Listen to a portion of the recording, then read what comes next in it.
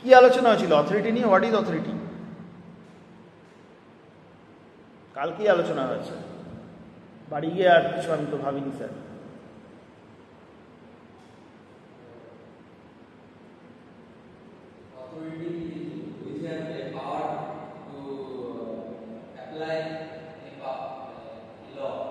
So somebody having authority can apply a force, more or less.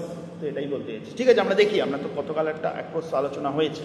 So the concept of authority is a cornerstone of anthropological inquiry, deeply intertwined with the notions of powers, social order and political organization across diverse human societies. এটা বলার কিছু নেই। Unlike the broader concept of power, which can encompass various forms of influence and coercion, authority specifically refers to legitimate power. ভয় লাগে না এখন প্লেনের আওয়াজ শুনলেই? Authority specifically refers to legitimate power.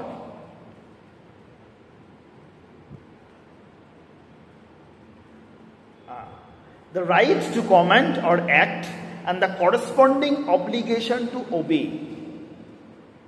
Concept of পাওয়ারে আমরা যেটা দেখেছিলাম সেটা হচ্ছে যে power is a very broad concept. যদিও আমি তোদেরকে ফুল প্রেজেন্টেশনটা ইচ্ছে করেই দেখাইনি, কারণ আমি আগের বারকে দেখিয়ে বুঝেছিলাম যে it's not really meant for you.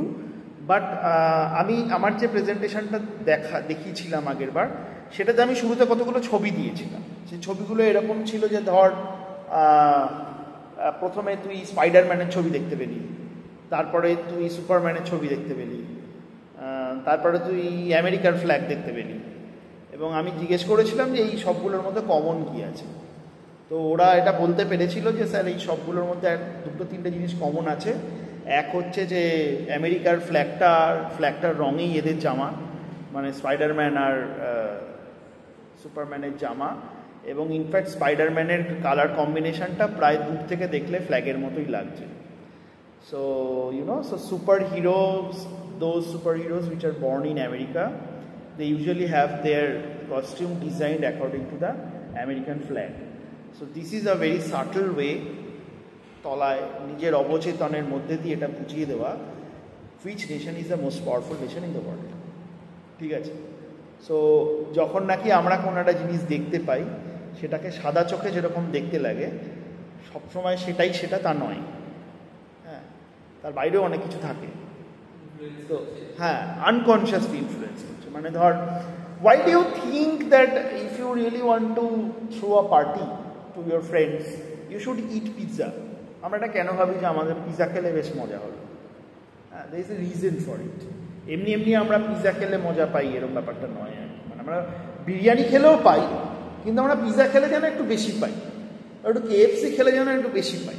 হ্যাঁ, এটা কেন? এটার একটা কারণ আমি বলেছিলাম বায়োলজিক্যাল, মনে আছে তোদের শুরুর দিকে, যে we really want to have more fat intensive food because our body is 40,000 years old. যে বডি জানে না যে আমরা আসলে যখন তখনই খেতে পারি, এই বডি সবসময় জানে যে ভাই এই খেয়ে নিচ্ছি, যা পাচ্ছিস খেয়ে নে, এটাই তো শেষ খাওয়া হতে পারে। মানে আমাদের বডি তো সেরকমই জানে, এক্ষুনি তোকে বাঘে এসে খেয়ে নিতে পারে, বা তুই আজকে খেলি, তুই হয়তো 7 দিন বাদে খাবার পাবি, জানিস না তুই আগামী 7 দিন হয়তো তোকে শুধু ওয়াইল্ড বেরি খেয়ে থাকতে হতে পারে, জাম ফাম খেয়ে কাটিয়ে নিতে হলো, বলছি আর কি। মানে সেই সময় মানুষ বাঁচতই বা কতদিন, 20 বছর খুব বেশি হলো। হ্যাঁ, তো এখন তার মানে হচ্ছে যে এইভাবে পাওয়ার আসলে ঢোকে। So power is about culture, যেটা আমি বলেছিলাম, বাট ছোট করে বলেছিলাম। পাওয়ার ইজ অ্যাবাউট কালচার, যেটা বলতে গিয়ে আমি জগন্নাথ ধামের এক্সাম্পল দিচ্ছিলাম, নরেন্দ্র মোদীর কি জানো রাম মন্দিরের এক্সাম্পল দিচ্ছিলাম। জানি না তোদের মহল্লায় গেছে কিনা, বাট পাড়ায় পাড়ায় জগন্নাথ ধামের প্রসাদ পৌঁছে গেছে, একটা গজা আর একটা প্যাড়া। তোদের ওখানেও গেছে, আমার ওখানেও গেছে। So this is a using culture as a tool of power. এটা সবাই ইউজ করে, এরম নয় যে শুধু মমতা বন্দ্যোপাধ্যায় ব্যবহার করছে বা নরেন্দ্র মোদী ব্যবহার করছে, ডোনাল্ড ট্রাম্পও ওখানে ব্যবহার করছে। সে বলেছে মাগা শুনেছিস, MAGA MAGA, make America great again, that was his campaign. তার বক্তব্য হচ্ছে যে যত বাইরের লোকজন এসে আমেরিকার 12 বাজিয়ে দিয়েছে, আমি আমেরিকাকে আরও হেভি বানিয়ে দেবো। মনে পড়ছে সেই নরেন্দ্র মোদী একসময় বলেছিল আচ্ছে দিন আনে ওয়ালে হ্যাঁ, same pinch. So using culture as power, but when we talk about authority we are more specific. আমরা আরেকটু স্পেসিফিক জায়গা নিয়ে কথা বলবো যখন আমরা অথরিটি নিয়ে কাজ করব। So power is a broad concept, authority is relatively narrow concept. সেখানে আমরা কি বলছি তাহলে? So authority specifically refers to legitimate power, the right to command or act and the corresponding obligation to obey. যদি একজনের অ্যাক্ট থাকে command করার, ability থাকে কমান্ড করার, তাহলে বাকিদের সেটা শুনতে হবে, এটাও একটা এগ্রিমেন্টের মধ্যে পড়ে। অর্থাৎ আজকে যদি আমার কাছে হায়ার এডুকেশন থেকে বলে যে তুমি এই ডেটা আমার কাছে পাঠাও, কালকের মধ্যেই পাঠাও, তাহলে আমাকে সেটা পাঠাতে হবে। So higher authority has the authority to instruct or command and we have obligation to obey, right? আচ্ছা, হ্যাঁ, তাহলে আমরা একটু হিস্টোরিক্যাল ট্র্যাজেক্টরিতে চলে আসি। Historically anthropological descriptions of authority much like power have suffered from a significant western bias. Again পাওয়ারেও যেমন একটা ওয়েস্টার্ন বায়াস আমরা দেখেছিলাম, এখানেও আছে। Early anthropological thought often influenced by the problem of order as conceptualized by Thomas Hobbes and the rise of Western imperialism tended to view non-Western systems of authority through the lens of the state. এখানে কি বলছে?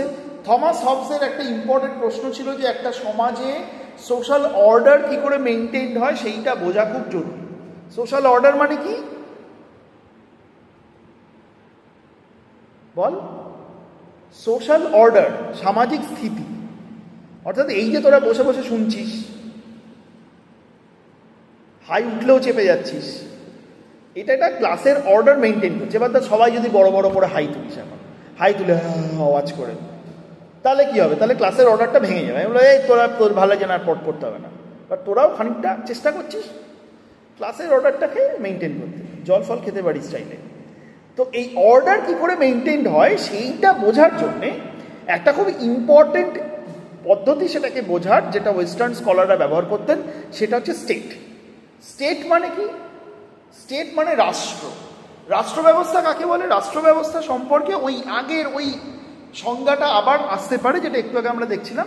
সেটা হচ্ছে state হচ্ছে এমন একটা authority যার হাতে লেজিটিমেসি আছে ভায়োলেন্স করার জন্য।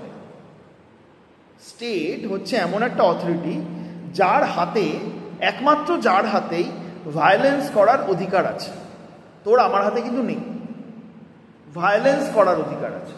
তো ভায়োলেন্স দিয়ে সে কী করে? ভায়োলেন্স দিয়ে সে সোশ্যাল অর্ডার মেনটেন করে। সবসময় যে ভায়োলেন্স করতে হবে তা নয়, থ্রেট অফ ভায়োলেন্সও যথেষ্ট। তুমি যদি এই কাজ না করো তাহলে তোমার জেলে যেতে হবে। তোমার কি সত্যি জেলে নিয়ে গেছে না? তুমি জানো যে জেলে যাওয়ার পরে কী হতে পারে, তাই তো? তার মানে তুমি সেটাকে ভয় পাচ্ছ। It's a threat of violence and this threat is almost always there. তুমি যদি সিগন্যাল ব্রেক করো তাহলে তোমাকে ফাইন দিতে হবে। তুমি যদি রাস্তার উল্টো দিক দিয়ে গাড়ি চালাও তাহলে তোমার লাইসেন্স কেড়ে নেওয়া হতে পারে। দেখবি রাস্তায় লেখা থাকে মদ্যপ অবস্থায় গাড়ি চালালে জেল ও জরিমানা 2 হতে পারে। তার মানে কি সব যে কটা লোক মদ খেয়ে গাড়ি চালাচ্ছে সব কটাকে ধরে ধরে জেলে আর করেছে? সে ওটা লিখে রেখেছে, ভাই তুমি এটা জেনে রাখো না। It is, yes, it is a threat of violence. Of course it is violence. Violence is not always negative. Violence মানে সবসময় নেগেটিভ ভাবতে হবে তা কিন্তু নয়। যদি ভায়োলেন্সের ভয় এবং যদি এটা কীরকমভাবে ভায়োলেন্স, তোর ফান্ডামেন্টাল রাইট হচ্ছে ফ্রিডম অফ মুভমেন্ট, আমি যেখানে ইচ্ছে যেতে পারি। তোরা দেখেছিস হীরক রাজার দেশে, এই গুপি গাইন বাঘা বাইন দেখেছিস? সেখানে 3টে বর চেয়েছিল গুপি বাঘা। কি কি বল? 3টে বর চেয়েছিল। হ্যাঁ, কি চেয়েছিল? 1 নম্বর হচ্ছে যা চাই পড়তে খাইতে পারি। গানটা মনে পড়ছে? যা চাই পড়তে খাইতে পারি। 2 নম্বর কি? যেখানে খুশি যাইতে পারি। আর 3 নম্বর কি? সানিধাপা মাগারেসা গাইতে পারি।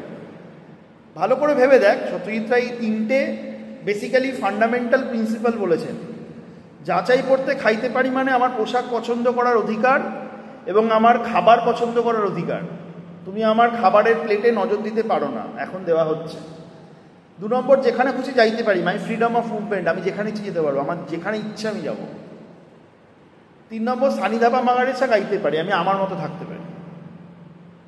বুঝতে পারছি? তার মানে এই যে এই 3টে ফ্রিডমই ভালো করে ভেবে দেখ, তোর কার্টেলড হয়ে যাবে যদি তুই জেলে যাস, একটাও থাকবে না। তুই যা খুশি পড়তে পারবি না, জেলের পোশাক পরতে হবে। তুই যা খুশি খেতে পারবি না, তোকে যা দেবে তাই খেতে হবে। আর তুই ওখানে সানিধাবা বাঙালিসা গাইতে পারিস, তারপরে মারও খেতে পারিস, ঠিক আছে? তার মানে হচ্ছে হবস বলছেন যে এই যে পুরো মডেলটা অফ ভায়োলেন্স, এই ভায়োলেন্স করার একমাত্র অধিকার রয়েছে স্টেটের হাতে, আর কারণ নেই। সেখান থেকেই আমাদের পুরো পৃথিবীকে দেখতে হবে। সেটা ভুল। কিরকম? This led to a disproportionate focus on stateless societies. তাহলে যে সমাজ ব্যবস্থায় স্টেট তৈরি হয়নি এখনো, রাষ্ট্র ব্যবস্থা এখনো জন্ম নেয়নি, তাহলে সেই সমাজ ব্যবস্থা কি করে চলে? দ্যাট বিকেম দ্য কোয়েশ্চেন, ঠিক আছে?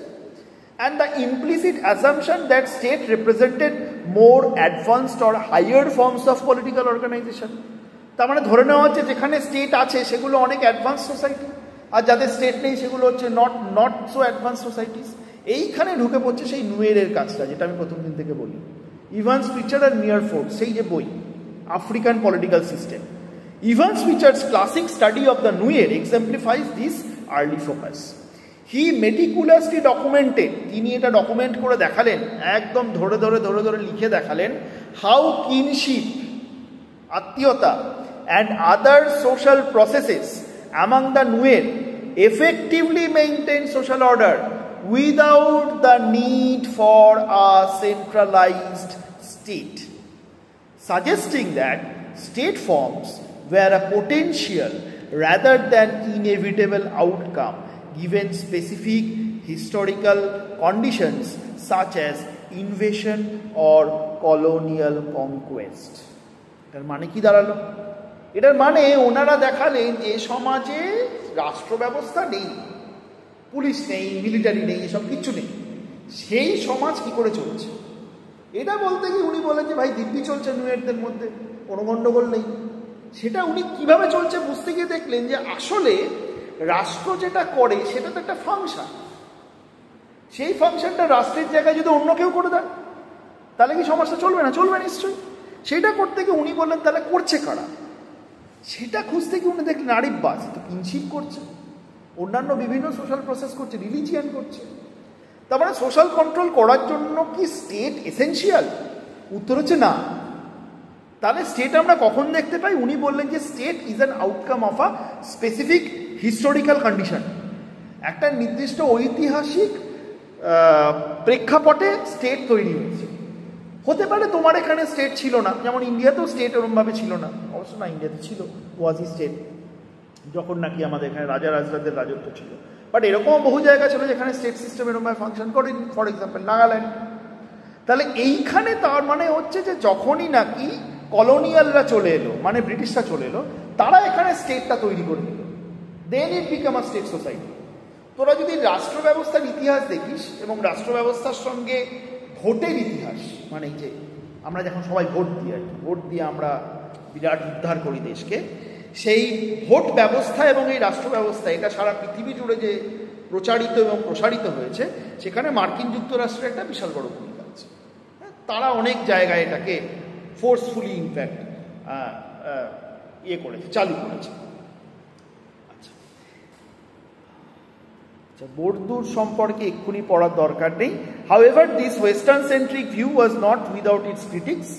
Clastres vehemently challenged the state bias in anthropological approach to the political process. যেটা আগে হলো, he argued that many non-Western systems of authority were not simply lacking a state, but were actively structured against the development of centralized political structures and the accumulation of power by particular individuals.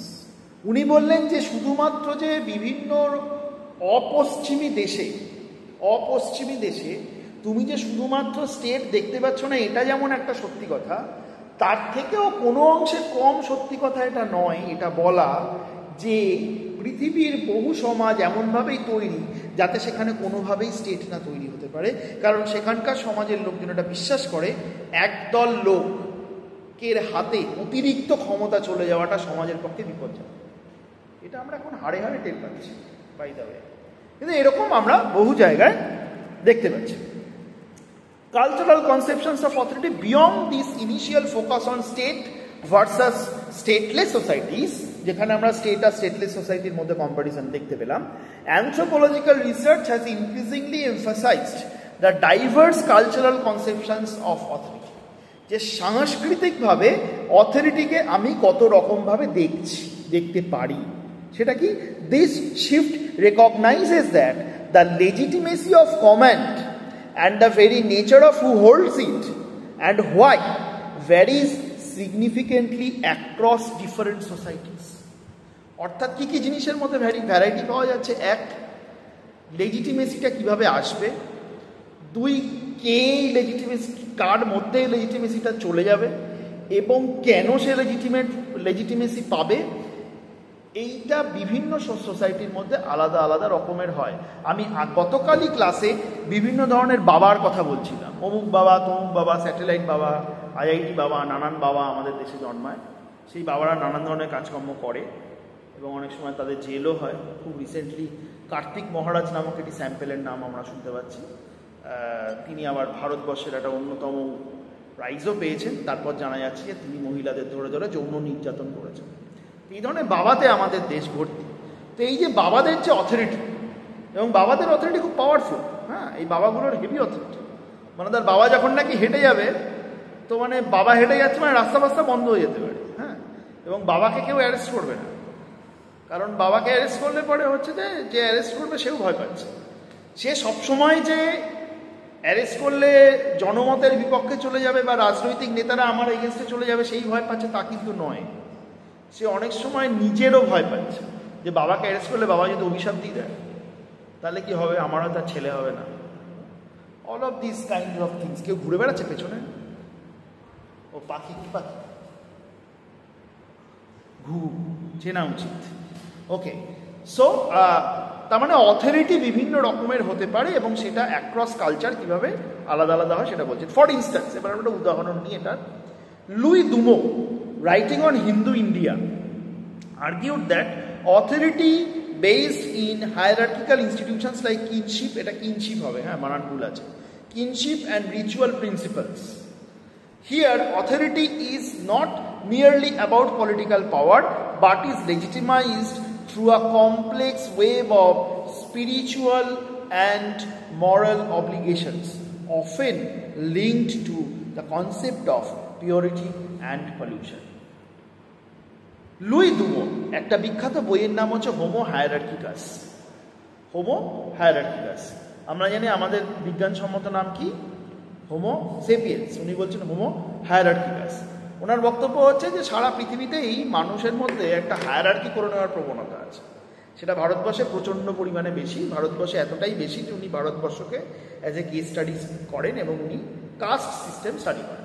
এবং caste system study করতে গিয়ে উনি Levy স্ট্রসের theory use করেন। সেগুলোতে আমরা এখনই যাচ্ছি না, তোরা এখনও ওই থিওরিগুলো পড়িসনি। কিন্তু উনি যেটা বলছিলেন সেটা হচ্ছে যে এই এন্টায়ার কাস্ট সিস্টেমটা দুটো জিনিসের উপরে দাঁড়িয়ে আছে। একটা হচ্ছে কনসেপ্ট অফ পিওর, আর হচ্ছে concept of not pure or pollution. ঠিক আছে, যারা পিওর কাজ যত বেশি করবে তারা হচ্ছে তত বেশি উপরের দিকে থাকবে কাস্ট সিস্টেম, আর যারা যত কম পিওর কাজ করবে তারা তত নিচের দিকে থাকবে, আর যারা চরম ইমপিওর কাজ করবে তারা কাস্ট সিস্টেমের বাইরে থাকবে। যেমন মুচি, মেথড, ডো, এরা হচ্ছে চরম আনপিওর কাজ করে। কীরকম? মুচিরা কী করে? চামড়া নিয়ে কাজ করে, তার মানে মৃত পশুর জিনিস নিয়ে সে কাজ করছে। মেথডরা কী করে? পায়খানা ইত্যাদি পরিষ্কার করে, তার মানে সে বজ্র পদার্থ নিয়ে কাজকর্ম করছে। নাপিতরা কী করে? চুল নখ কাটে, সেটা হচ্ছে ডেড জিনিস। তাহলে এগুলো হচ্ছে সবচেয়ে পলিউটেড এবং এদেরকে এরা কাস্ট সিস্টেমের মধ্যেই ঢুকতে দেয়। দে আর দ্য দলিতস, যারা সবচেয়ে বেশি অ্যাট্রোসিটির মধ্যে দিয়ে গেছে, যাদের উপরে সবচেয়ে বেশি অত্যাচার হয়েছে। এবং এই অত্যাচারটা লেজিটিমেসি পেয়ে যাচ্ছে ব্রাহ্মণের মাধ্যমে। একটা খুব সহজ উদাহরণ দিচ্ছি। তুই বাড়ি বানালি, আমি হিন্দু সিস্টেমের কথা বলছি, তুই তোরা কেউই হিন্দু নস, আমাদের এখানে হিন্দু সিস্টেমের কথা বলছি। তুই বাড়ি বানালি, কী করে বাড়ি বানালি? আজকের দুনিয়া লোন নিয়ে বাড়ি বানায়, সেই লোনের ইএমআই কে দেবে? তুই দিবি তো?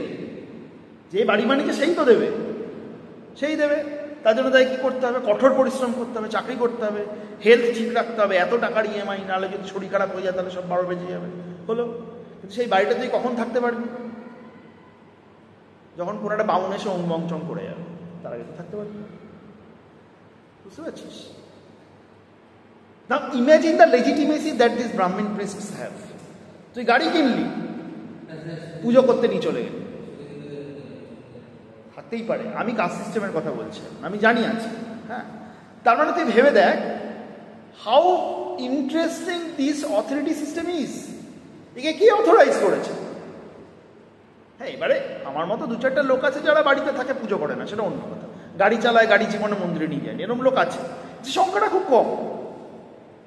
ঠিক আছে, তাহলে এইটা হচ্ছে লেজিটিমেসি।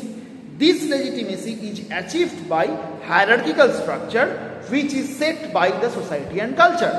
এবং এই লেজিটিমেসিটা প্রতিদিন রিফারবিশড হয়, মানে প্রতিদিন নতুন করে লেজিটিমেট হয়ে ওঠে। কিভাবে? পুজো অর্চনার মাধ্যমে, রিচুয়ালের মাধ্যমে। এই জায়গায় লুই দুমোর কথা বলছে। এরকম এক্সাম্পল ক্লিফোর্ড গেয়ার্স বালি থেকে দিয়েছেন, স্ট্যানলে তাম্বিয়া শ্রীলঙ্কা থেকে দিয়েছেন। এগুলো জাস্ট পড়ে নিবি, কতগুলো এক্সাম্পল আছে এখানে। মানে এই অথরিটির প্রশ্ন আসলে এইখান থেকে আমরা অথরিটি কাকে বলে লিখব। আমি গতকাল একটা ডেফিনিশন লিখিয়েও দিয়েছিলাম, সেটাও লিখে নিবি। অথরিটি কাকে বলে, অথরিটির ইতিহাস কি, অথরিটির বৈশিষ্ট্য কি, যদি প্রশ্ন আসে তখন এই বিভিন্ন ধরনের অথরিটির কথা আমাদেরকে বলে দিতে হবে, অ্যালং উইথ এক্সাম্পলস। এক্সাম্পলগুলো যেন মিস না হয়। এবং অলওয়েজ রিমেম্বার, এই যে এখানে ক্লিফোর্ড গেয়ার্স 1980, এটা যেন লেখা থাকে, ক্লিফোর্ড গেয়ার্স 1980, এটা থাকতে হবে, তবেই এক্সাম্পলটা কিন্তু কমপ্লিট হলো।